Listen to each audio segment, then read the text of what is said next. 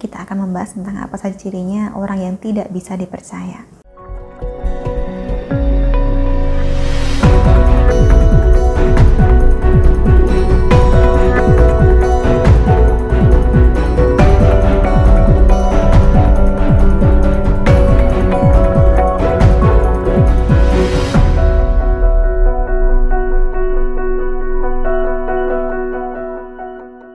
Salam Rahayu, kembali lagi dengan saya Dewi Sundari.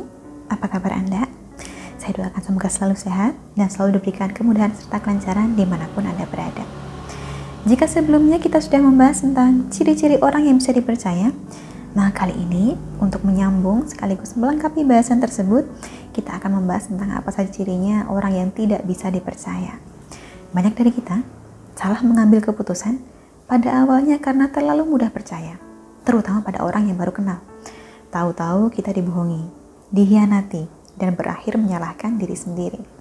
Pengalaman semacam ini baiknya kita jadikan pelajaran dan mulai sekarang, marilah kita lebih bijak dalam mengenal dan menilai seseorang.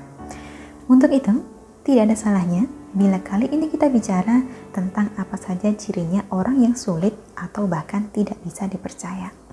Ciri yang pertama adalah orang ini cenderung bersikap aneh terhadap topik tertentu. Ketika berbincang misalnya, sikapnya tidak konsisten, cenderung aneh. Orang yang pada awalnya terlihat tenang, tetapi kemudian bersikap aneh merupakan ciri bahwa ia memiliki sesuatu yang dirahasiakan. Perilaku anehnya ini bisa Anda lihat dari perubahan sikapnya. Apakah nada suaranya bergetar? Apakah gestur badannya tidak tenang? Atau bahkan berkeringat dingin di bagian kening? Kemudian ciri yang kedua, orang ini juga punya kecenderungan untuk merahasiakan informasi dalam ponselnya. Ponsel memang merupakan barang pribadi. Kita memang tidak boleh mengorek informasi pribadi orang lain. Tetapi tidak sewajarnya bila sebuah telepon genggam dijaga secara ketat dan berlebihan. Contoh, ponselnya ini benar-benar tidak boleh dipegang orang lain. Tidak boleh dilihat, seperti khawatir ada sesuatu informasi yang dirahasiakan akan muncul dan terlihat. Ibarat kata, jika pasangan kita terlalu menjaga kerahasiaan ponselnya pun, kita pasti akan kepikiran. Ciri ketiga, orang yang sulit dipercaya biasanya pernah ketahuan berbohong. Meskipun kebohongannya ini terjadi di masa lalu, bukan tidak mungkin saat ini ia tidak akan berbohong lagi. Maka dari itu, berpikirlah 2 kali sebelum menaruh kepercayaan pada orang ini.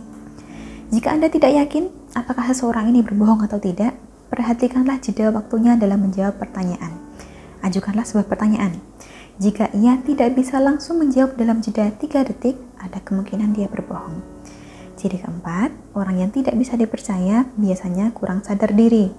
Tandanya, ia melakukan suatu hal yang berbalik dari apa yang ia bicarakan. Ia menghardik seseorang, tidak sadar bahwa dirinya sendiri pun seperti itu.